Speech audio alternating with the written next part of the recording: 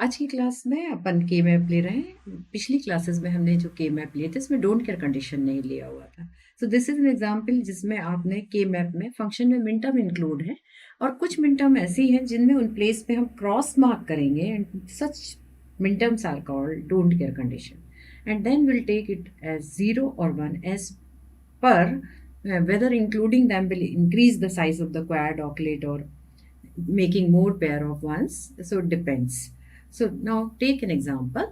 Your function, given function is, we have to reduce the function in both the form SOP and POS form.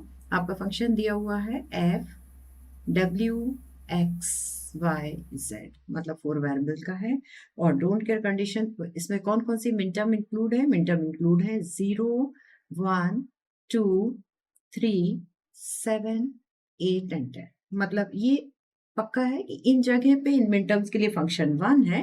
Eight the same time another thing is given to you कि आपकी don't care conditions हैं कहाँ कहाँ पे।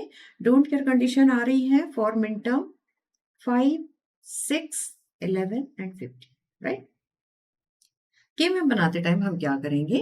के map का size तो depend कर रहा है कि आपके उसमें कितने फंक्शंस हैं, कितने वेरिएबल हैं फंक्शन में। तो इसमें चूंकि 4 वेरिएबल है तो साइज आपका 16 है। आपको 16 मिन टर्म्स के लिए हर एक के लिए एक स्क्वायर चाहिए। प्रीवियस एग्जाम्पल की तरह ही इसमें तो कोई चेंज नहीं आ रहा है, सेम रहेगा। केवल फर्क कहाँ आता है कि आपका फंक्शन किन किन मिन टर्म के लिए बना।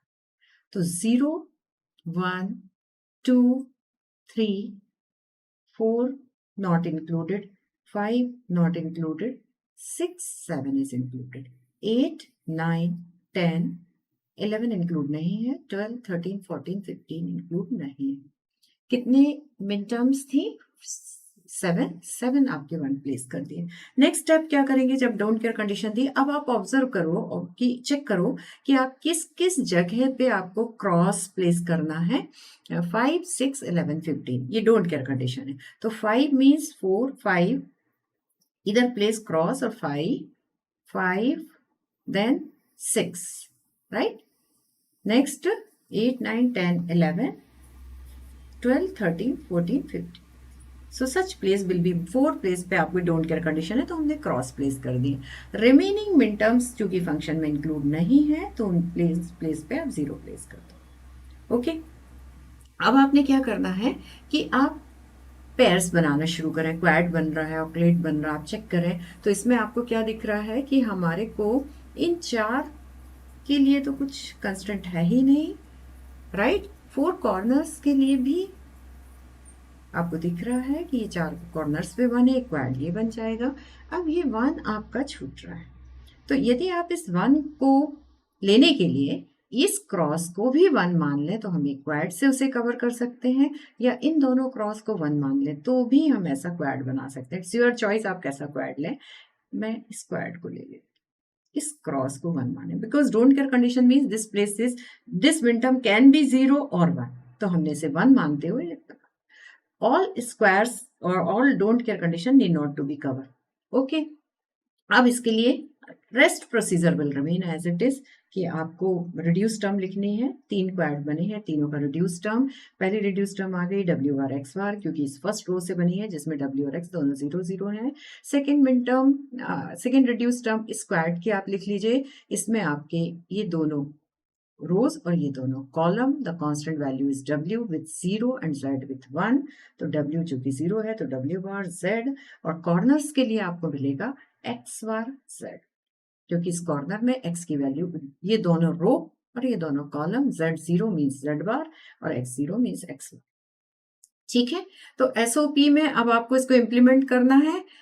ये हो गया एसओपी फॉर्म। यदि इसी को हमें पीओएस में करना है तो आपको क्या करना पड़ेगा? इंस्टेड ऑफ 1 हम 0 की पेयर बनाएंगे। तो आप फिर से इसको देखिए, ये एसओपी हो गया, SOP form.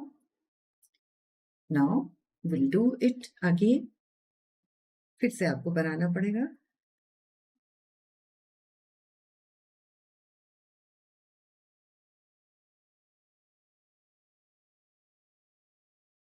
W X Y Z 0 0 0 1 1 1 1 0 0 0 0 1 1 1 1 0।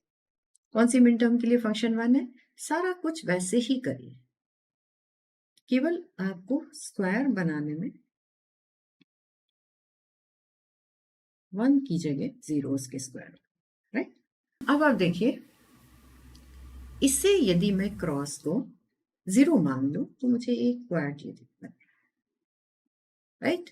अब एक 0 ये छूट रहा है, इस 0 को यदि मैं कॉर्नर कॉर्नर लूंगी तो आपकी टर्म बड़ी बनेगी, जबकि इस क्रॉस को 0 मान लें तो इस तरह से एक और बन गया। अब आपका फिर एक 0 छूट रहा है, इस 0 को, इन दोनों क्रॉस को 0 मान लें तो एक क्वाड, राइट। इन क्रॉस को कवर करने की, डोंट केयर कंडीशन को कंसिडर करने की जरूरत नहीं है। विल इंक्लूड ओनली इंपॉर्टेंट, जिससे हमारे को स्क्वायर को पेयर को क्वाड में कन्वर्ट कर पा रहे हैं, तो आपकी टर्म रिड्यूस होगी। Write down the expression for each of the quad in POS form.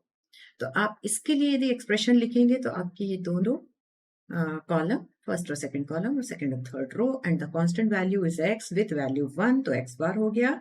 और ऊपर से आप देखिए the constant value is y with 0, तो y। इस स्क्वाड के लिए देखें तो इसमें ये और ये, मतलब सेकंड और थर्ड कॉलम, थर्ड और फोर्थ रो, थर्ड और फोर्थ रो में the constant is w with value 1, so 1 value है तो बार के फॉर्म में आएगा क्योंकि पीओएस में है। और यहां से आप देखिए तो z इज 1, तो z, then dot, POS form में प्रोडक्ट टर्म का समेशन है। Sum, POS means product of sum, तो सम टर्म का प्रोडक्ट। देन इसके लिए बच गया है, तो इसमें आप देखिए आपके W, चारों मैक्स टर्म में W और X ही कांस्टेंट है with value 1 1, so this is nothing but W bar plus X। ठीक है, तो ये आपका हो गया डेरिवेशन इन पीओएस। इस एग्जाम्पल को समझाने का पर्पस यही था कि जब आप एसओपी फॉर्म में 1 को कवर कर रहे हैं तो आप कौन डिफरेंट डोंट केयर कंडीशन ले रहे हैं, क्योंकि उससे आपका साइज स्क्वायर का क्वाड बन रहा है, तो उन डोंट केयर कंडीशन को ले रहे हैं। जब आप पीओएस फॉर्म में ले रहे हैं तो आप 0 के साथ डोंट केयर कंडीशन को 0 मानते हुए ले रहे हैं। Don't care condition stands for, उस पर्टिकुलर फंक्शन में डोंट केयर को इधर इट कैन बी 0 और 1, so when we need to take it 0, when we are converting, yeah, getting the reduced expression in POS form, when we need to take cross as 1, when we are getting the expression, reduced expression in SOP form.